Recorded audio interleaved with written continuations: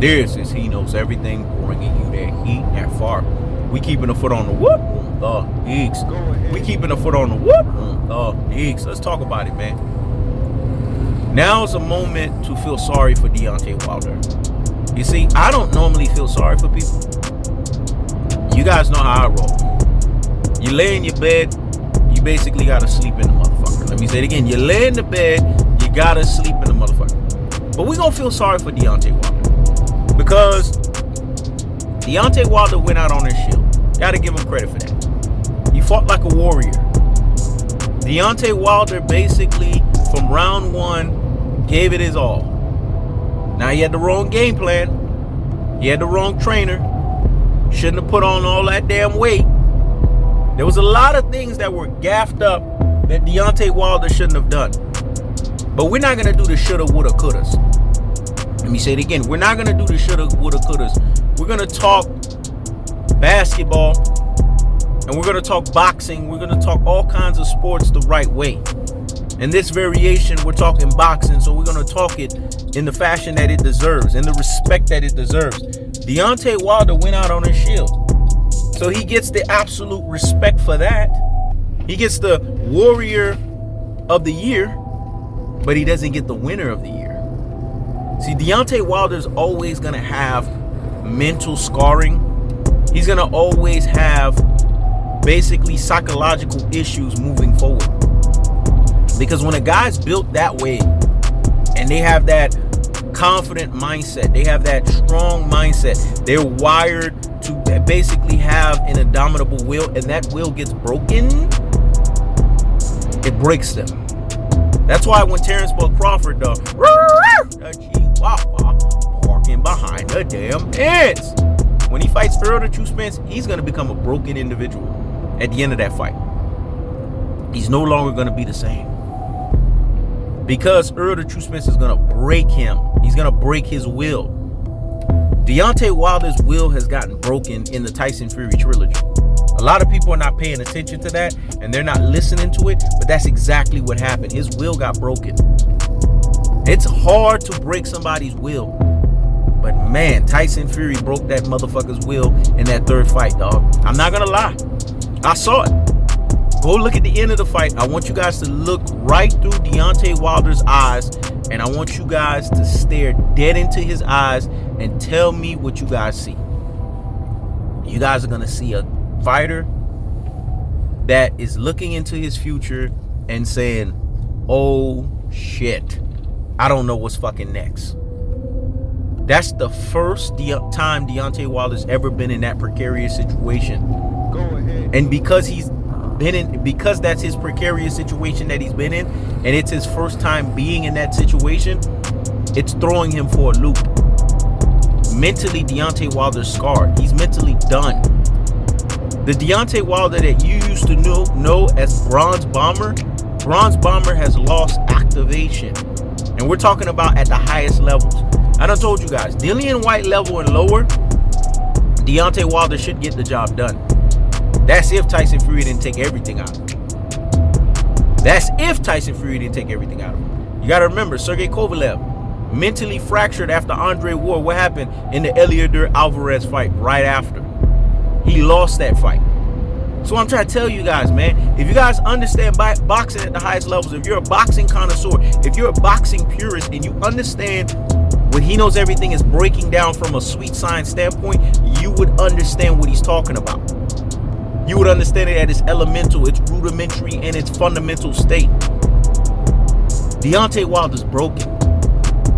And if people are not being honest with themselves, if they're not willing to tell the cold-hearted, they're not willing to tell the unadulterated, and they're not willing to tell the cutthroat truth, tell a fashion, then I feel sorry for them. But I'm going to tell the truth. I saw it right through his eyes. Broken. There is no more, if ye ask, ye shall receive. If ye search, ye shall find. If ye knock, the door shall be opened unto thee. Now, these sayings can happen in his life as a man. We're not taking that away from him.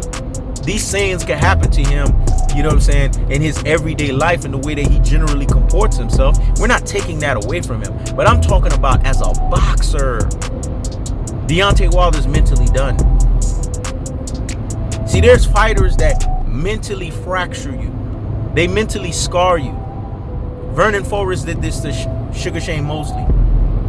Floyd Mayweather has done this to every damn literal champion that he's faced. That's why he's the Michael Jordan of boxing. That's just like what Michael Jordan in basketball did to all of these stars in the 90s. You know how many Hall of Famers Michael Jordan eliminated from winning NBA titles? Do you know how much of a bad boy you got to be to do some shit like that? When it's all said and done, man, you guys have to see the bigger picture here. And what is the bigger picture? Deontay Wilder's mentally shocked. He's mentally done. He's mentally screwed. He's mentally out of it because Tyson Fury took him out of it.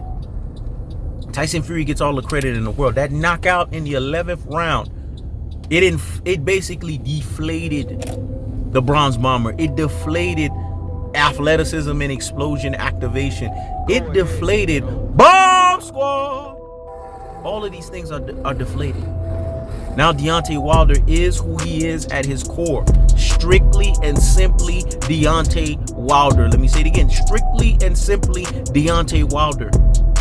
That's why it was great to see Jamel Charlo, the Charlo brothers reach out to Deontay Wilder.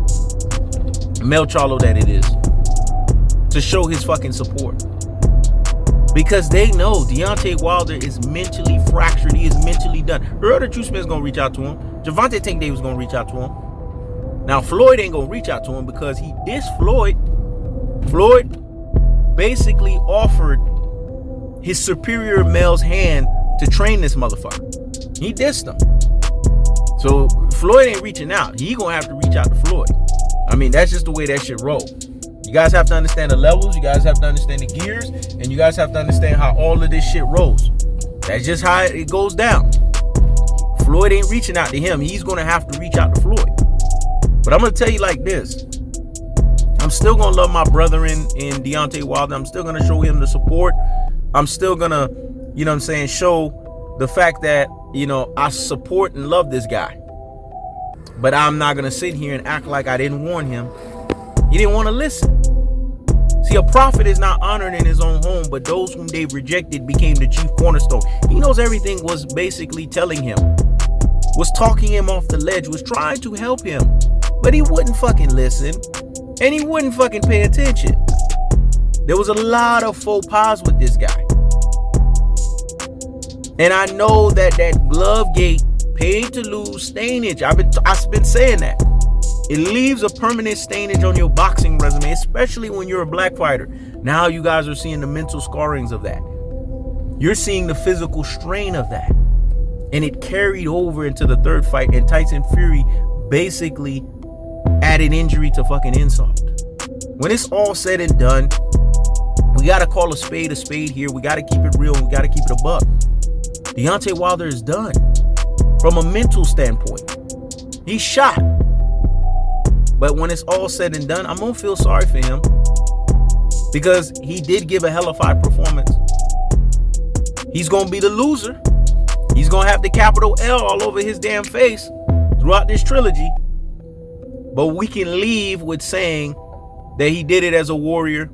He didn't quit. He didn't give up. So if you want to give him Lionheart for that, then so be it. But let me tell you guys something.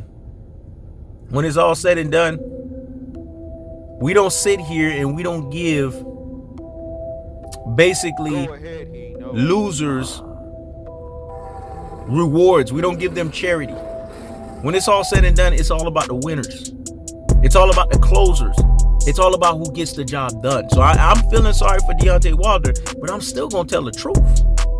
Tyson Fury is the best heavyweight. There's no fucking question in that. And if you are, you don't know shit about boxing. Tyson Fury had dominated the damn division. Tyson Fury is where it's at. And you guys got to be honest with it. You have to be truthful with it. You have to tell the truth of the fact of the matter that's associated with it. In absence doing that, you're not being real with yourself. Deontay Wilder's mentally fractured. He's mentally done. He's going to need phone calls from a lot of people to help gird up his loin and build him up. That's the cool part. That's the unadulterated. That's the cutthroat television. When it's it's all said and done, that's what it is.